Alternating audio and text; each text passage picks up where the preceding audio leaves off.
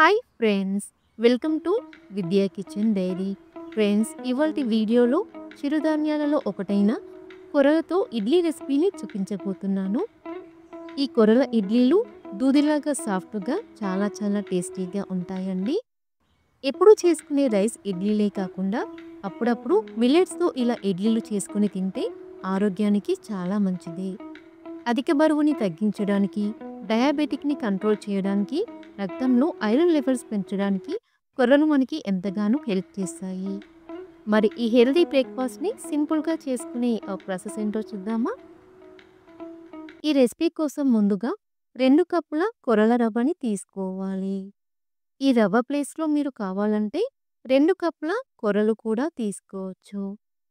కొర్రల రవ్వైనా super మార్కెట్లో చాలా ఈజీగా దొరుకుతాయండి.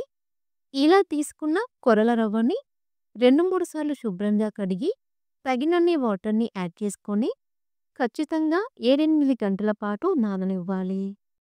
అలాగే మరొక బౌల్లోకి 1 కప్పు మినపప్పుని తీసుకోవాలి. ఇందులోకి 1/2 టీ స్పూన్ మెంతులు కూడా తీసుకొని ఈ పప్పుని 2-3 సార్లు శుభ్రంగా కడిగి తీసుకోవాలి.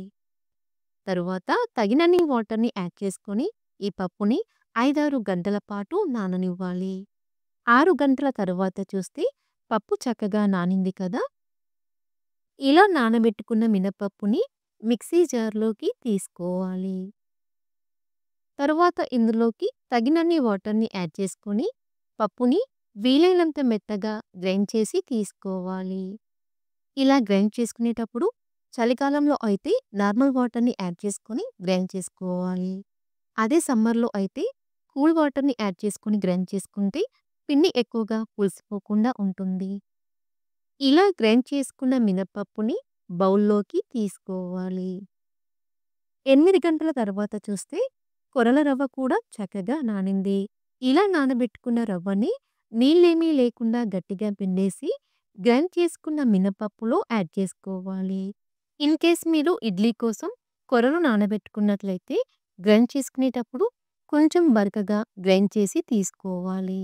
అప్పుడే ఇడ్లీలు గట్టిగా కాకుండా సాఫ్ట్గా వస్తాయి. ఇలాగే రవ్వ మొత్తాన్ని యాడ్ చేసుకున్న తర్వాత అంతా కలిసే విధంగా బాగా కలుపుకోవాలి. ఇలా బాగా కలిపాక మూత పెట్టుకొని ఈ పిండిని 10-12 గంటల పాటు లేదా రాత్రంతా పులియనివ్వాలి. ఇక్కడ నేను నెక్స్ట్ డే మార్నింగ్ చూపిస్తున్నానండి. నెక్స్ట్ డే మార్నింగ్ చూస్తే చూడండి, పిండి చక్కగా పులిసింది కదా. ఇప్పుడు ఈ పిండిని మరొకసారి బాగా కలుపుకోవాలి. ఇందులో నుండి మీకు ఎంతైతే కావాలో అంతే బ్యాటర్ని ఒక బౌల్లోకి తీసుకొని మిగిలిన బ్యాటర్ని ఫ్రిడ్జ్లో స్టోర్ చేసుకోవాలి. ఇలా తీసుకున్న బ్యాటర్లోకి రుచికి సరిపడా ఉప్పుని తీసుకొని బాగా కలుపుకోవాలి. బ్యాటర్ కన్సిస్టెన్సీ మరీ గట్టిగా కాకుండా మరీ పలుచగా కాకుండా మీడియం థిక్నెస్తో ఉండాలి.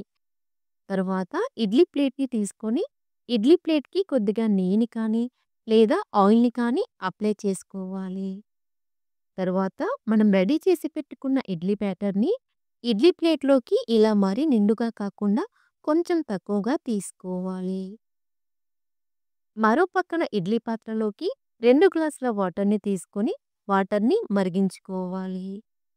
వాటర్ ఇలా మరుగుతున్నప్పుడు ఇడ్లీ ప్లేట్స్ని ఇడ్లీ పాత్రలోకి తీసుకొని మూత పెట్టుకొని మీడియం టు హై ఫ్లేమ్లో 10-12 నిమిషాల పాటు ఉడికించుకోవాలి. ఇలా 10 నిమిషాల పాటు ఉడికించుకున్న తర్వాత స్టవ్ ఆఫ్ చేసుకొని 5 నిమిషాల పాటు అలా వదిలేయాలి. 5 నిమిషాల తర్వాత ఇడ్లీ ప్లేట్ని బయటికి తీసుకోవాలి. ఇప్పుడు మనం ఈ ఇడ్లీని డీమోల్డ్ చేసి తీసుకుందాం. చూడండి, ఇడ్లీలు ఎంత బాగా వచ్చాయో. అంతేనండి, వేడివేడిగా ప్లేట్లోకి తీసుకొని మీకు నచ్చిన చట్నీతో సర్వ్ చేసుకుంటే ఆరోగ్యానికి ఎంతో మేలు చేసే కొర్రల ఇడ్లీ రెడీ. ఇడ్లీలు ఎంత సాఫ్ట్గా స్పంజీగా వచ్చాయో మీరే చూడండి.